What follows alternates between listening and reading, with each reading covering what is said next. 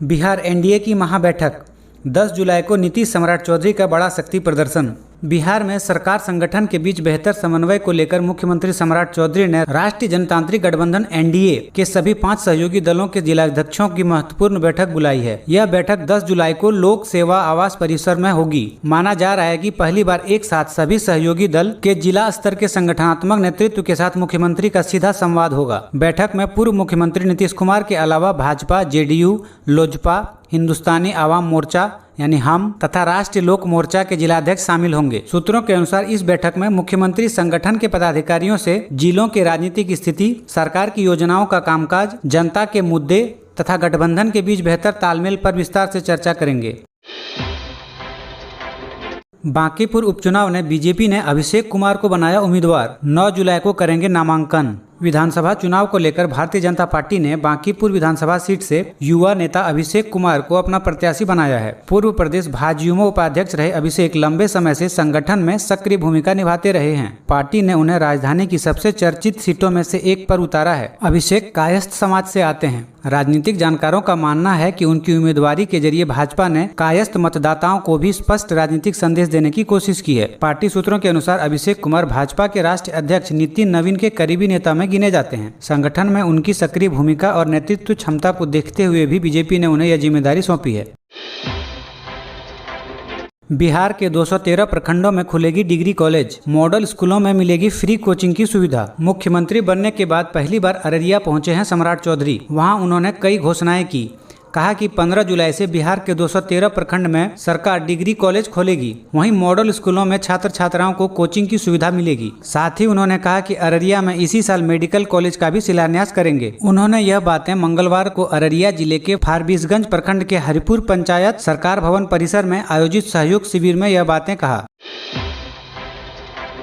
बांकीपुर उपचुनाव में प्रशांत किशोर को मिला शत्रुघ्न सिन्हा का साथ। दरअसल भाजपा के राष्ट्रीय अध्यक्ष नितिन नवीन के राज्यसभा सदस्य बनने के बाद बिहार का बांकीपुर विधानसभा सीट खाली होने से उपचुनाव को लेकर राजनीतिक तापमान लगातार बढ़ रहा है। जनसुराज के सूत्रधार प्रशांत किशोर लगातार बांकीपुर क्षेत्र में जनसंपर्क अभियान चला रहे हैं। पार्टी की ओर से जानकारी दी गई कि 11 जुलाई को वो अपना नामांकन दाखिल करेंगे। इसी बीच तृणमूल कांग्रेस के सांसद और फिल्म अभिनेता शत्रुघ्न सिन्हा ने पीके का खुला समर्थन किया है। उन्होंने एक्स पर लिखा कि पीके के चुनावी मैदान में उतरने से बिहार ही नहीं पूरे देश की राजनीति में नई हलचल पैदा हुई है। उन्होंने कहा कि आज समय की सबसे बड़ी जरूरत एकता और आम जनता विशेषकर युवाओं से जाति, धर्म और दलगत सीमाओं से ऊपर उठकर प्रशांत किशोर का समर्थन करने की अपील की।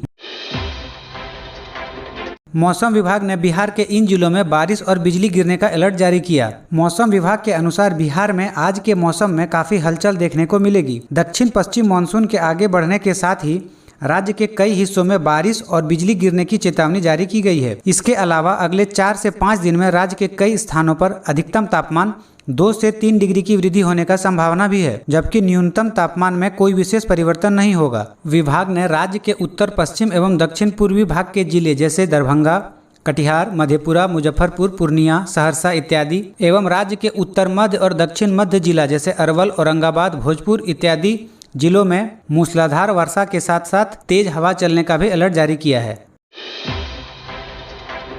सीएम सम्राट चौधरी का ऐलान। बिहार में अब स्टेट हाईवे पर प्राइवेट गाड़ियों को टोल टैक्स से छूट। पथ निर्माण विभाग के अधीन स्टेट हाईवे और पुलों पर बिहार सरकार द्वारा टोल टैक्स लगाए जाने के निर्णय के बाद आम लोगों को लेकर इसमें काफी शंका थी। लोगों को लग रहा था कि अब हर किसी वाहन चालकों से स्टेट हाईवे और पुलों पर टैक्स लिया जाएगा, जो सीधा उनकी जेब पर एक अतिरिक्त भार होगा। हालांकि अररिया में आयोजित हुए सहयोग शिविर में मुख्यमंत्री सम्राट चौधरी ने स्टेट हाईवे पर टोल टैक्स को लेकर सरकार की मंशा को स्पष्ट कर दिया। उन्होंने कहा कि स्टेट हाईवे पर टोल टैक्स को लेकर कोई भी भ्रम नहीं होनी चाहिए। निजी वाहनों पर किसी प्रकार का टोल टैक्स नहीं लगेगा, केवल व्यावसायिक वाहनों से ही टोल टैक्स लिया जाएगा।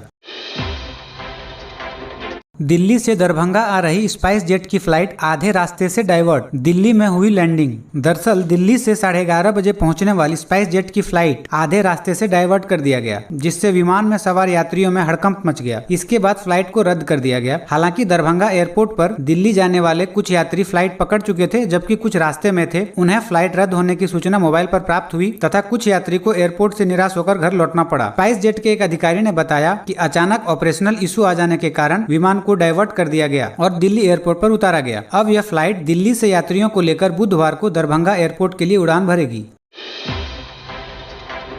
भोजपुर के भरत तिवारी एनकाउंटर पर उप मुख्यमंत्री विजय चौधरी ने कहा कि दोषियों को भी बख्शा नहीं जाएगा। उप मुख्यमंत्री विजय चौधरी ने कहा कि बिलोटी कांड की न्यायिक जांच जारी है और जांच रिपोर्ट में सामने आने वाले तथ्यों के आधार पर दोषियों के खिलाफ कठोर कार्रवाई की जाएगी। उन्होंने स्पष्ट कहा कि इस मामले में किसी भी दोषी को बख्शा नहीं जाएगा। जदयू प्रदेश कार्यालय में आयोजित जन सुनवाई कार्यक्रम के बाद पत्रकारों से बातचीत के दौरान उन्होंने कहा कि सरकार इस मामले में पूरी गंभीरता से नजर बनाए हुए है। उन्होंने दोहराया कि न्यायिक जाँच पूरी होने के बाद कानून के अनुसार दोषियों के खिलाफ सख्त कदम उठाए जाएंगे।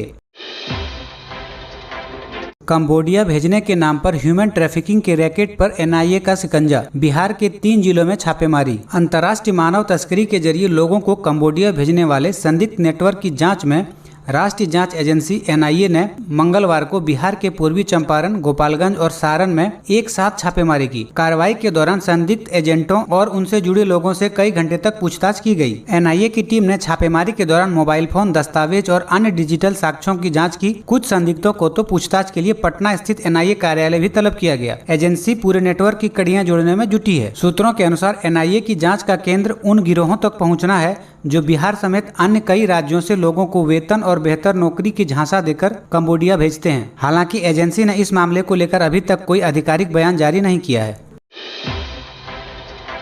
बिहार पुलिस को मिले 162 नए जवान। मगध डिवीजन के आईजी जितेंद्र राणा ने दिलाई शपथ। नालंदा पुलिस लाइन में मंगलवार को जहानाबाद और अरवल जिले के 162 प्रशिक्षु पुलिस जवानों का दीक्षांत परेड गरिमामय माहौल में आयोजित किया गया। मगध प्रक्षेत्र के आईजी जितेंद्र राणा ने सभी प्रशिक्षु जवानों को पद और गोपनीयता की शपथ दिलाई और बेहतर पुलिस सेवा के लिए प्रेरित किया। प्रशिक्षण पूरा कर परेड मैदान से निकलते समय कई जवान भावुक हो उठे। उन्होंने इसे अपने जीवन का ऐतिहासिक और अविस्मरणीय दिन बताया। आईजी जितेंद्र राणा ने कहा कि पुलिस की वर्दी केवल एक पोशाक नहीं, बल्कि उसकी पहचान, जिम्मेदारी और जनता के विश्वास का प्रतीक है।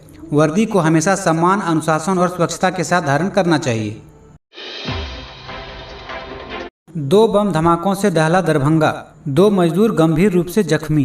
बिहार का दरभंगा जिला 2 सीरियल बम धमाकों से दहल उठा है। इन बम धमाकों में 2 लोग गंभीर रूप से घायल हो गए हैं। दरभंगा जिले में डबल ब्लास्ट से सनसनी फैल गई है और पुलिस इस धमाके की जांच में जुट गई है। बताया जा रहा है कि दरभंगा जिले के पतरो थाना क्षेत्र के चंचल नगर में मंगलवार की सुबह शटर खोलने के दौरान पटरे के नीचे रखे बम के फटने से वहां काम करने वाले 2 मजदूर गंभीर रूप से घायल हो गए हैं। घायलों की पहचान पतरो थाना क्षेत्र के महदौली पोखर के निवासी लक्ष्मी पासवान के पुत्र राम बाबू और सियाराम पासवान के पुत्र कमलेश पासवान उर्फ भुल्ला के रूप में की गई है। इनकी हालत गंभीर बताई गई है तथा इन्हें अस्पताल में भर्ती कराया गया है।